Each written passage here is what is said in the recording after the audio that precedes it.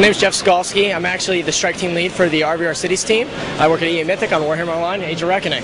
So, Warhammer Online, epic game, huge, massive. There's two forces you can decide to be on. You have the Forces of Order and the Forces of Destruction. We have a total of 20 careers in our game, 6 races. Each race is kind of paired up in a rivalry. We have Greenskins versus Dwarves, Chaos versus Empire, and then High Elves versus the Dark Elves.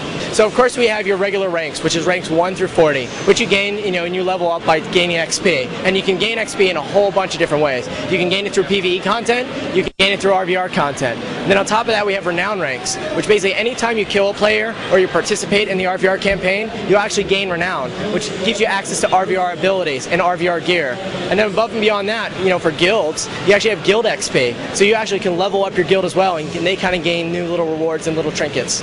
There's so many different ways to progress your character in our game that I personally never even feel the grind when I play. We have all different types of archetypes. We have your range casters, we have your melees, your tanks, we have pet classes, like the Squig Herder, one of my personal favorites, where you actually summon a little squig, tell them to go do stuff. You have your spear, you can, your bow.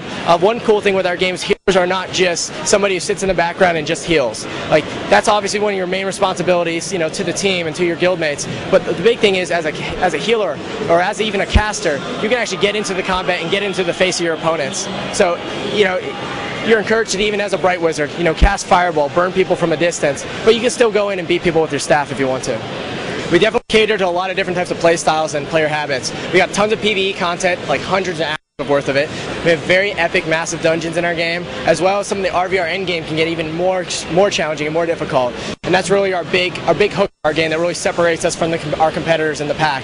So basically RVR stands for Realm versus Realm.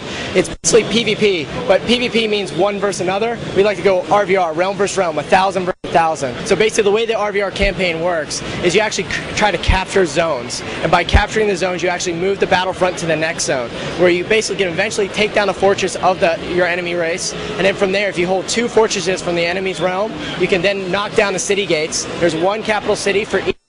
One for Order, which is Aldorf, and then the inevitable city for Destruction. So by capturing those 2 fortresses, you can bust through the enemy city, bring the fight to the streets, fight over objectives inside of the city, compete in a citywide PQ, do city scenarios, and if you actually manage to do that as the attacker and actually push your enemies outside of their city, you can then claim that city for yourselves to loot, pillage, and burn.